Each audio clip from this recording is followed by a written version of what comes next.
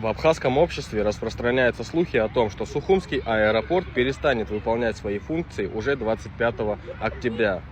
Сезон закончился, туристы, а именно русские, перестали ехать в Абхазию. Пора закрываться. А помните, сколько было радости, гордости, будто новую планету открыли, и, как говорилось, все для людей. А теперь наступает 25 октября. Рейсы обрываются, расписания отменяются. Сухумский аэропорт перестает работать. Все почему?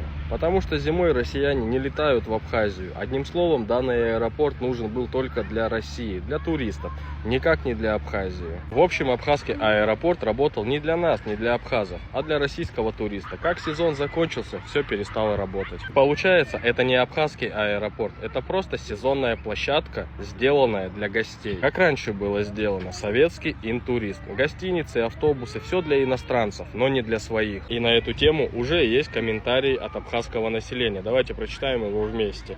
Когда продавали страну и аэропорт, там где-то звучала посуточная неустойка, которую наши продавцы подписали. Кто знает подробности.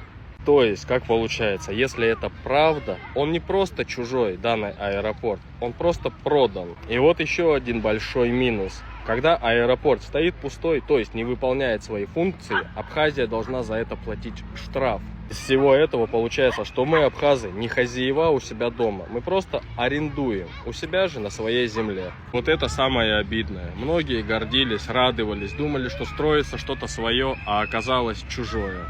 Будет работать только тогда, когда третьей стороне будет это выгодно, но никак не для Абхазии.